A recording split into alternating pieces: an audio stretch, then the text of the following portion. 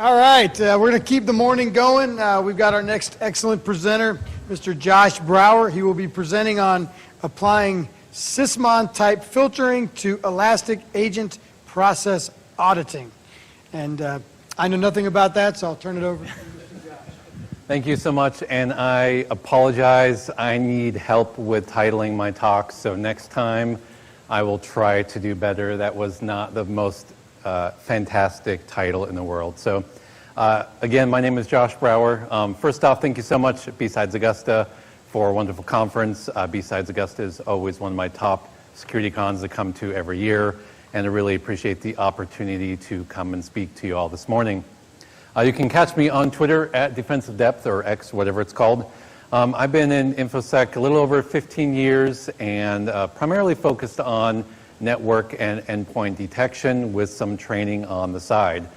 I joined Security Onion Solutions about 4.5 years ago, focused on engineering of the platform as well as training. Really enjoyed it. Security Onion, we have a table, I think, over here, so feel free to stop by. So today we are going to be talking about that long title. If you don't really get where I'm going with this, no worries. I'm going to lay out some context first, and then we'll get into the elastic agent process monitoring. So let's flip over to the MITRE ATT&CK framework. Everybody is probably familiar with this library of tactics and techniques that adversaries can and do use against us as defenders. And if we drill down into something random, I don't know, let's do remote external services, we get a little some context around this particular one. We scroll down, we get examples of how it's been used. We get how to mitigate it, and we also get how to detect it. As part of detection of a particular technique, we have data source. We have this data source column. Data sources are, where can we pull these logs from to then write detections against to detect that particular technique. What's really interesting is Roberto, otherwise known as Cyber War Dog, came out with some fantastic research and visualizations in the last few years. And he took, if you can see, I don't even know if my pointer's working here. Let's try this. Yep, it's okay. So on the very bottom, we have the count of sub-techniques, all right? And then along the other axis, we have all the data sources. So up and down right here, we have all the data sources. And what I find really, really interesting is that the top two, command execution and process creation, all right, you can detect. What this is saying is that vast majority of the techniques in MITRE ATT&CK you can detect through process creation events and command execution, which is all part of this overall data source of process auditing or process monitoring, okay? Now you can't just use one data source. To be clear, context is king. Context is always a part of detection, so we want to have more than one data source. We want to have more than process monitoring there, but process monitoring is very key. Is that making sense so far? Yes. I love interaction. Yes, thanks, Wes. Perfect. All right. So with that being the case, what are some tools out there for process monitoring? We have ones that are built into the operating system, like for Windows, we can enable process auditing with GPOs. The newer endpoint security through Mac, as well as AuditD with Linux. We then have third-party tools like Velociraptor and OSQuery, free and open source tools that can do process monitoring, process auditing. I kind of use those words interchangeably.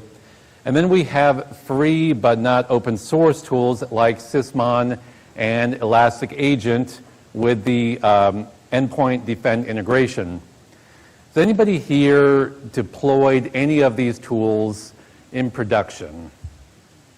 Okay, someone tell me, and this is for a giveaway, what is one of your top challenges when deploying a process monitoring tool in production? Tuning, okay, what do you mean by tuning? Trying to get, like, Sysmon, for example, is configuration. Okay, so much noise. So here is the first giveaway. This is lock picking. All right, so perfect. That is exactly what I was looking for, and I think this GIF or GIF, depending on which way you go, I think this really sums up what happens when you enable something like process monitoring. Okay? It's a spillway from a dam, and it is just a massive amount of data flowing through your system. And when that happens, it can cause performance issues on the endpoint. It can cause performance issues in trying to bring those logs back to your back-end system. You have to parse those logs, and then your analyst has to try to sift through all those logs. And there's a lot of legitimate, benign logs in that, but there's also a lot of logs that may be malicious, and it's hard to sift through all that when we have so much data coming through. Okay? So, did I hear a question? Yes? My elastic is on the right. I'm sorry? My elastic is on the right. The left side of this picture Yes. is me. Yeah, I see. So Elastic is on the right. So you're saying it's too much data? No, the dam is my elastic. I gotcha. The digest is the overflow. And My analysis is the overflow. I gotcha. So, I'm sorry, I'm very slow sometimes. So from here, what is one of these tools? Someone already mentioned it. Who pioneered a particular feature set to help with this this overwhelming amount? I already see a hand. That's not fair. All right. Yes. Who pioneered a feature, and what was the feature to help with this overwhelming amount of data? Back here. Yes. So, Sysmon, you want to come on down here? Because I'm always afraid to get your... You do. I'm always afraid of like the mic feedbacking or something. Yeah, you're welcome.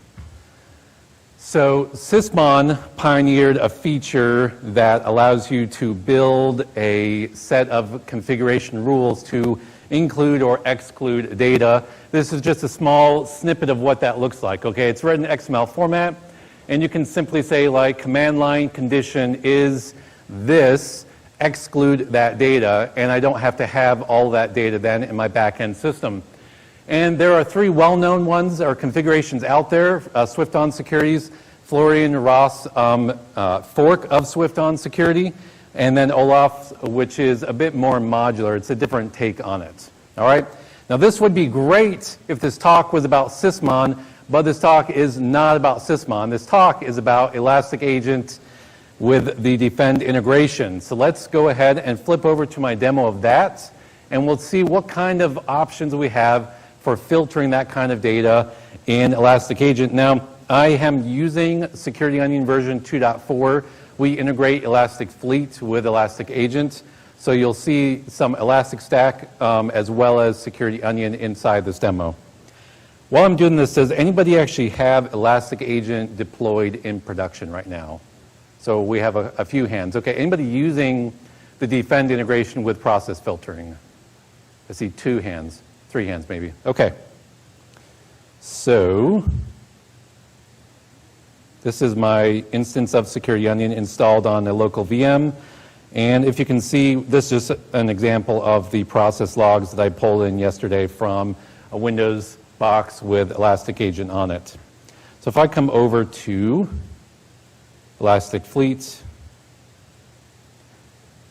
Elastic Fleet is the management server as well as application to manage all of the Elastic Agents.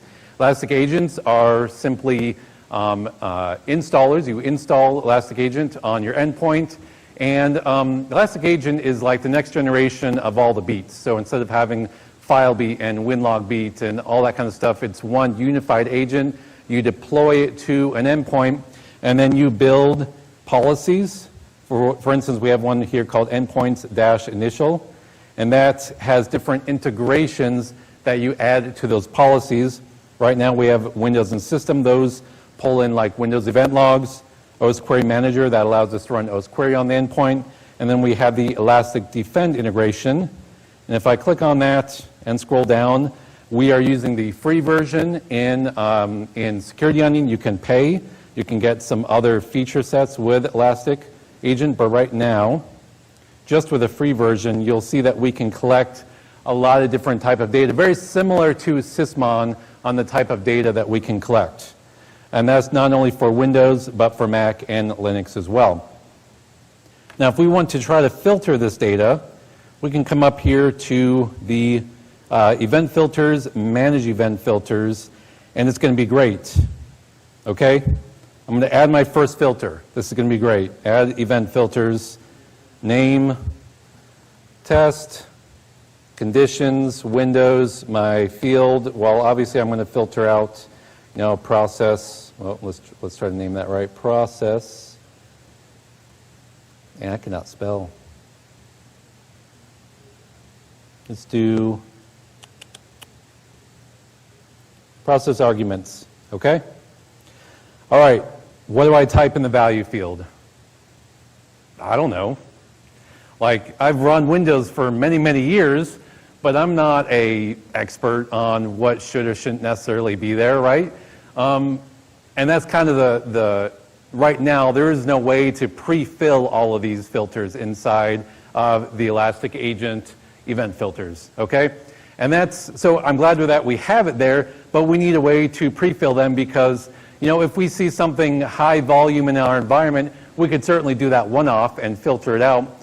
But there's a lot of legitimate stuff out there that we can filter out that I just have no idea because that's just a lot of stuff, and I don't expect all of you to know all the internal workings of Windows, Mac, and Linux so you can build out all of your filter exclusion list, right? That's just not feasible for all of us.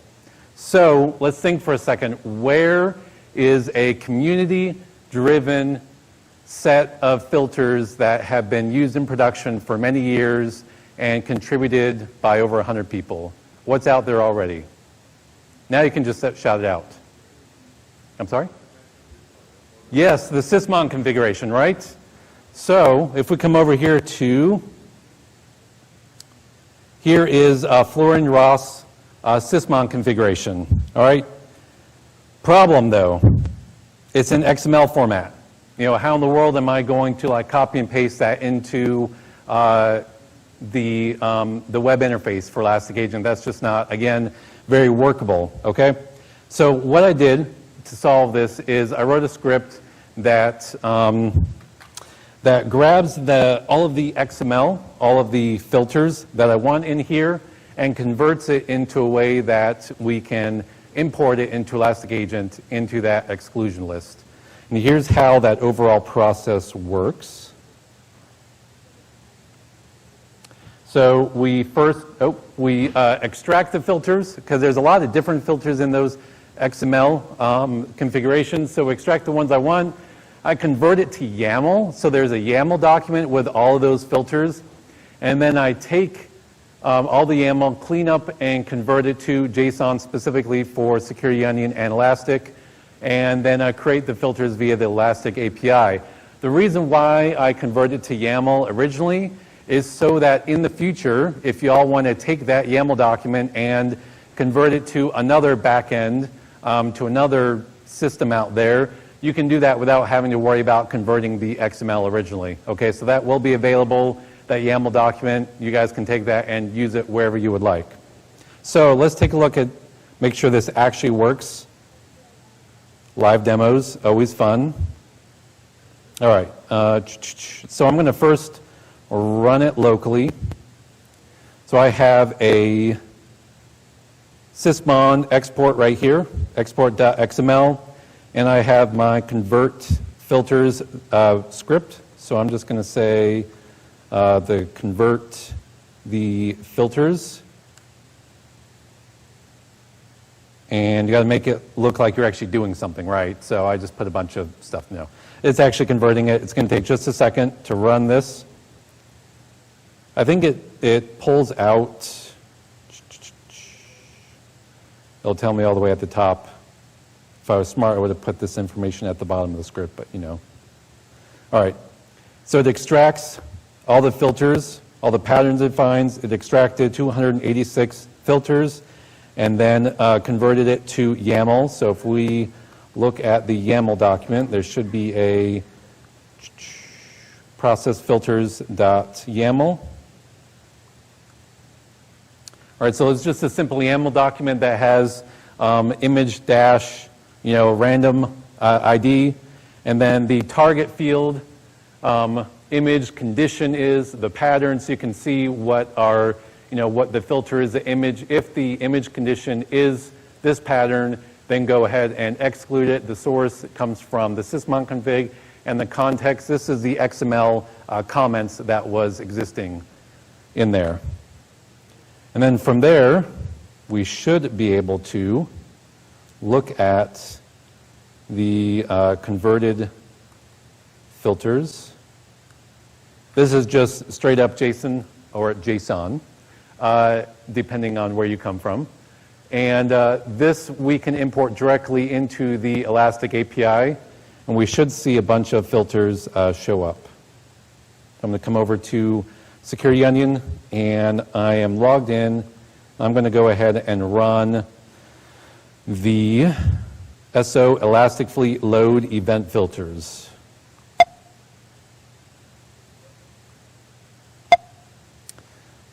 Yes, we got this.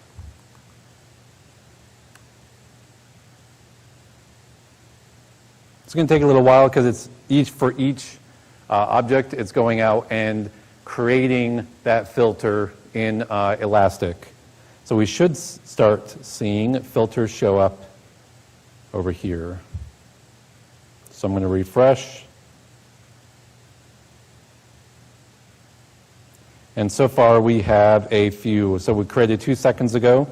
So we have a comment, Microsoft Office licensing. If the OS is Windows, the process executable is right here, and the event.dataset is a process event. Then we go ahead and exclude it. All right? Now, there are some caveats here. This was fairly easy to do for the process filters because they are only exclude filters in Sysmon. Elastic Agent with the Defend integration, their event filters only support exclude right now, whereas Sysmon does include and exclude, so you have a little more flexibility there. So for some of the other events, like file events or DNS events, process events, those Sysmon configurations include both include and exclude filters, so it's going to be a little more dicey to try to import them, cleanly. But the process filters we can do pretty easily.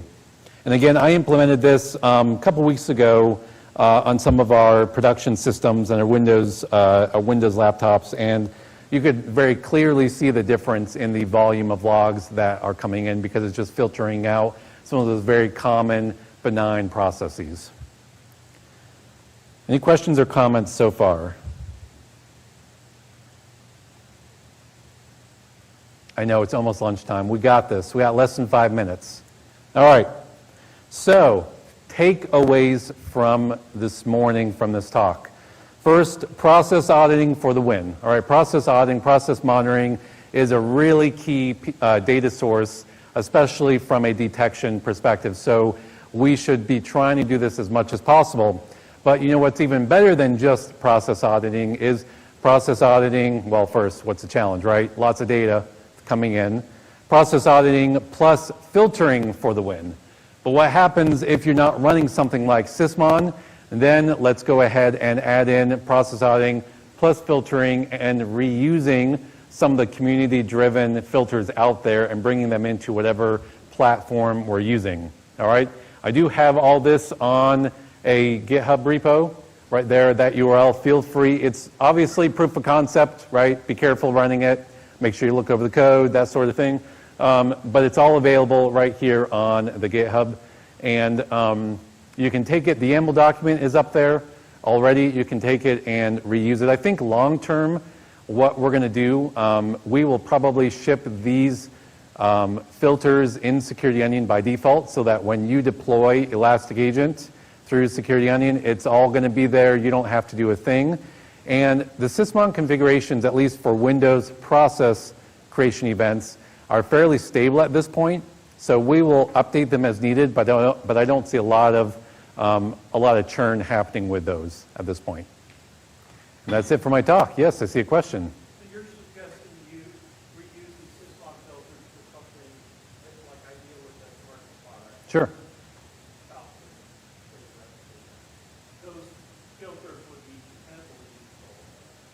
Yes. Now, if they, I have no idea about the product, but if they have the ability to somehow filter it and then import filters, you know, finding a way to get these Sysmon filters in a way that's consumable by that, yes. Still using the last, the stuff in endpoint data. Sure. Endpoint data. Yes. Doesn't matter if it comes from Windows or Mac. Yep. Yep. Yes, another question.